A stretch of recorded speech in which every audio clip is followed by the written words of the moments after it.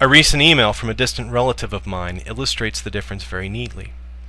The email was one of the top 5 circulated on the internet according to Snopes.com, and it relates to the use of an uncut onion to absorb illnesses, specifically influenza. An uncut onion, the email says, will attract bad diseases and turn black, preventing people nearby from getting sick. I don't know how many people at this moment have an uncut onion next to their beds, but I would imagine it in the hundreds of thousands. At the top of the message was a blurb from a friend of the relative suggesting that the current flu vaccine may not be effective at all. What do doctors really know, after all? It asks. Now, onions certainly can be beneficial against influenza. You can have a loved one cook them up in a stew, and they will provide much-needed nutrients during the week-long education about immunology and infectious disease you are about to experience. But an onion sitting next to your bed will not be effective prevention, any more than a box of Kleenex. It will turn black because of the release of sulfur compounds from damaged cell walls. The rejection of real science and adoption of pseudoscience lore beliefs surround us every day. Our politicians have very little time for real science. There are only 4 scientists in the U.S. Congress, so far as I know, including recently elected Bill Foster of the 14th District of Illinois. Representative Foster is a former Fermilab employee, and good for him for getting elected.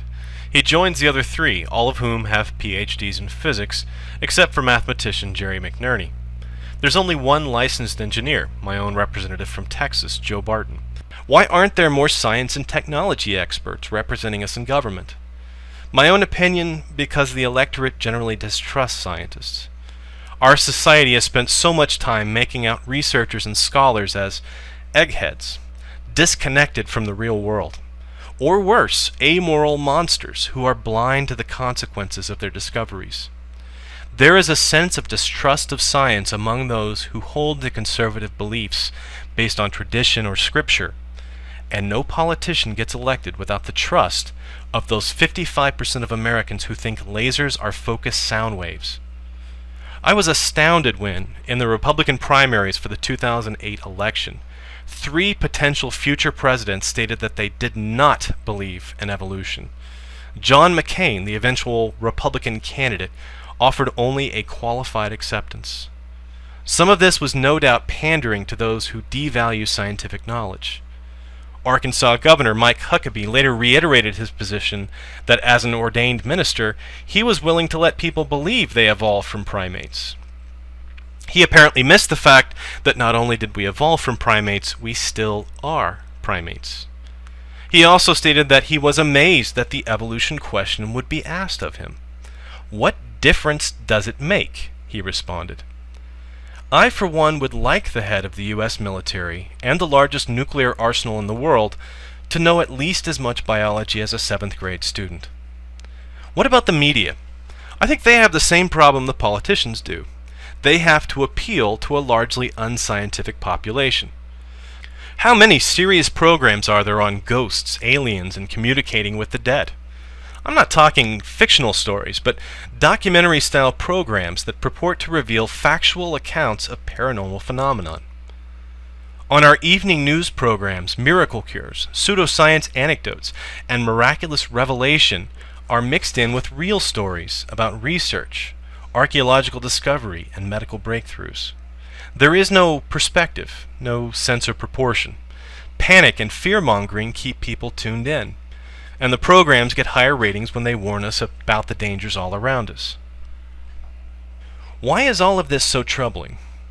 Because all of the resources needed for real change in our world, money, popular support, grassroots advocacy, media access, and political will, are currently controlled by those who view a scientific approach to the world as something they don't need. We are living in a society that tolerates but not respects logic and reason. Our schools, our hospitals, our universities, our research institutions live at the whim of those who do not know that antibiotics cannot kill a virus, or that electrons are smaller than atoms. Our government policies are often based on lore, scripture, or appeals to popular beliefs, rather than sound science, logic, and the advice of knowledgeable experts. This is evident in many areas. They oppose public funding for stem cell research. They advocate a teach the controversy approach to the central theory of biology. They decline to supply Africans with birth control based on one group's scriptural beliefs. And the U.S. is declining in importance in the scientific world. America now ranks 6th in the world for the percentage of its GDP that it spends on research and development. Our scientific output is decreasing from 61% of scientific papers published by Americans in 1983 to 29% in 2005. All is not bleak, however. There are still some bastions of scientific thought left in the media, politics, and the popular consciousness. The popularity of shows like Mythbusters, which makes critical thought and experimental design entertaining, or Discovery Channel's Planet Earth series, show that rationality can be entertaining and still bring in viewers. Some surveys suggest that politicians in the US and Europe are becoming more savvy about the issues of healthcare research and global warming, and the way scientists and engineers are portrayed in movies has improved in some recent films. Some scientists are becoming more conscious of the role of science advocacy, and groups like the American Association for the Advancement of Science are increasing their outreach efforts. But there is still much to be done, and the most important task is preparing the next generation for the task of understanding the world in a logical, rational way. I want to close with a thought and a challenge to each of you watching. The thought is this: our continued existence on Earth as a species is not a given. There are many perils we as a society will face in the coming decades. If we allow our technological progress to be reversed by those who fear new knowledge, we will be unprepared to face those perils. There has never been a more important struggle for the minds and soul of humanity than we face now. This is a race we cannot afford to lose. Science and rationality are our only weapons against an unforgiving universe and our own human nature. The challenge is simply this: do something about it. Make a video, or start a conversation with a friend. Call your representative, or write in your blog. Mirror this video on your channel, or whatever you can think to do to raise the issue again and again.